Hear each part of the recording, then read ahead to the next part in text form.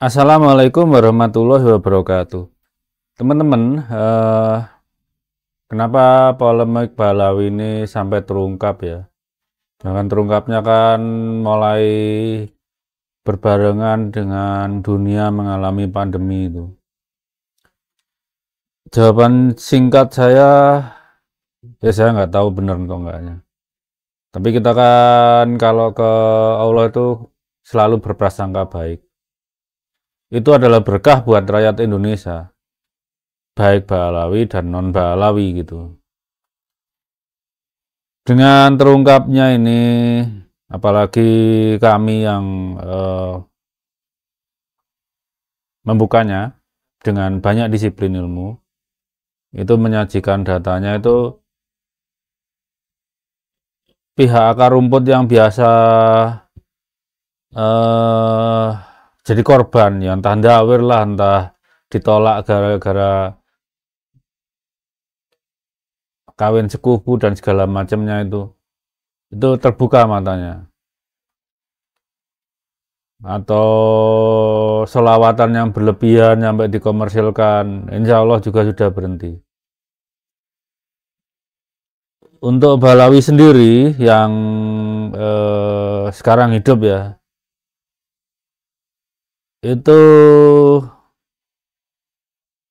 bisa melakukan tindakan korektif kalau mereka mau. Jadi ini cinta Allah terhadap bangsa Indonesia. Terserah kita dan termasuk mereka Balawi ini menerima cinta ini dengan respon yang bijak gitu loh. Butuh waktu sih. Karena saya merasa Balawi ini sebetulnya sudah tahu dari lama masalah nasab mereka akan bermasalah di belakang hari. Coba lihat paper ini, paper oleh Profesor Hera ini.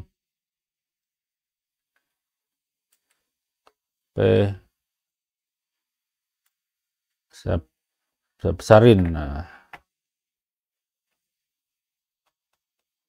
Profesor Hera ini dan teman-temannya itu menerbitkan paper tahun 2010 tentang ini kelihat Y kromosom ini pasti laki-laki semua gitu ya. Kita langsung lari ke hasilnya lah. Coba lihat yang terlibat tuh ya di Asia Tenggara termasuk sampai Oseania. Kita langsung lihat hasilnya.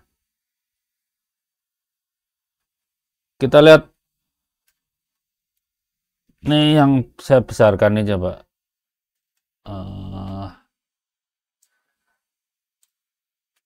Kita tahu kan Balawi haplogramnya G. GM201 di Asia Tenggara nggak ada, nggak ketemu. West Indonesia juga nggak ada, East Indonesia nggak ada, Oceania nggak ada. Kita lihat yang J1 saja ada kok. JM304 ini.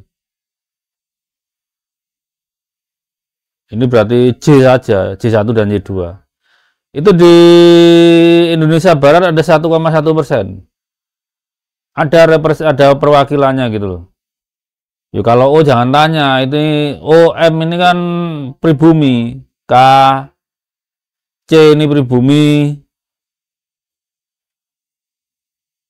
F ini sepertinya pribumi, ini lebih tua dari apa O ini. Banyak pribuminya. S itu Indonesia Timur banyak. Jadi gini teman-teman, dalam penelitian itu kalau kita sampling, orangnya ditanya bersedia atau enggak. Dengan ketiadaan wakil dari haplogrup G ini, ya kaum Balawi itu enggak bersedia dijadikan sampling. Itu. Padahal yang Arab aja mau, ini bisa jadi Arab, bisa jadi Eropa. Ini mau 1,61%, tapi kemungkinan besar Arab. Karena kesimpulannya seperti ini.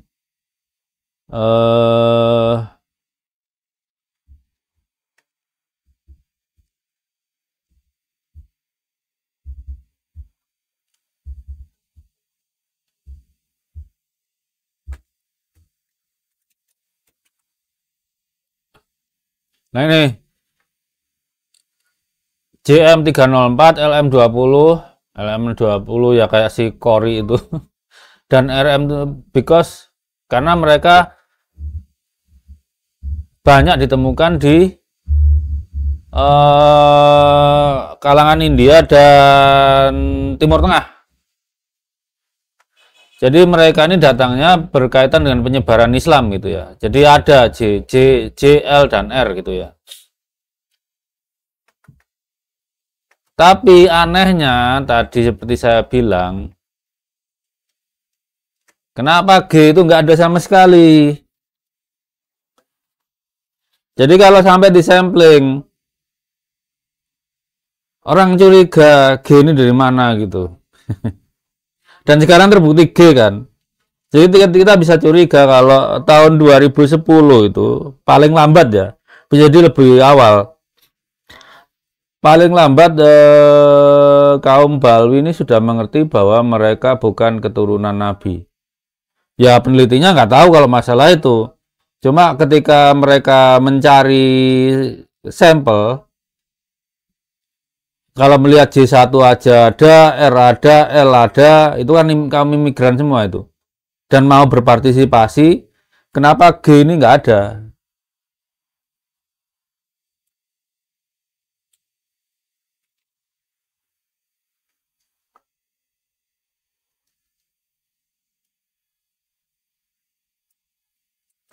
Jadi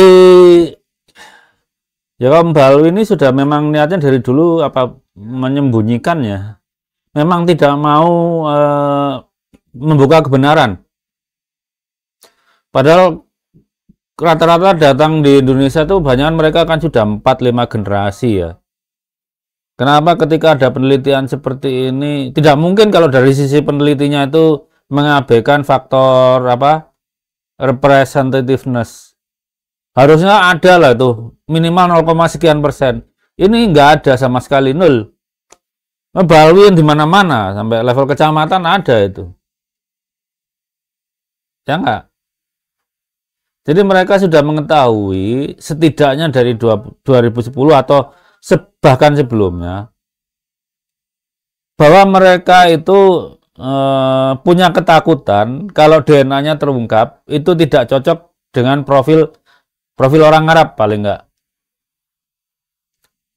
Dan kedua, di kepala mereka ada peluang kalau tes DNA satu keturunan Nabi, kedua sama sekali bukan keturunan Nabi dari tahun 2010 itu. Dengan sekarang yang di luar negeri, Balawi yang di luar negeri yang mau tes DNA, mereka itu pahlawan kita itu sebetulnya. Itu waktunya sahur. Ya langsung aja tapi namanya sahur. Yang sahur silakan sahur.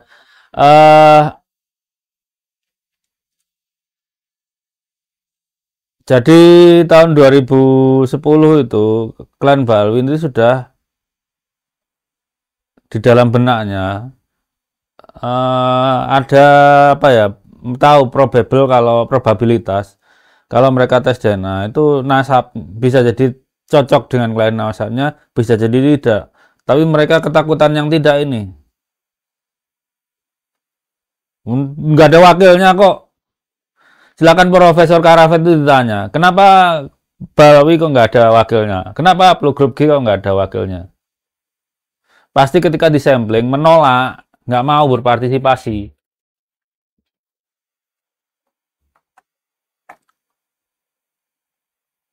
Kalau sisi penelitinya sih nggak salah. Kalau sampai nggak ada, namanya orang nggak mau berpartisipasi. Tadi sisi Balwinya kenapa nggak mau gitu loh. Masa 0, sekian nggak ada. Berarti ada yang mereka tutup-tutupi waktu itu. Dan waktu itu kalau 2010 teman-teman itu tes dengan NGS tuh baru di laboratorium lah. Kita lihat penelitinya. Ada Profesor Michael Hammer juga, lead scientistnya Family Tree. Jadi ini kesimpulan saya ya, polemik ini dibuka Allah, itu bukti cinta Allah pada bangsa Indonesia. Yang dulu dikerjain Balawi, kecuali yang sekarang tetap milih jadi Mukibin, yang diternak oleh Ahmad Romli itu sekarang. Itu sebagian besar insya Allah sudah tahu lah gitu ya. bahwa klaim ini tidak bisa dibuktikan.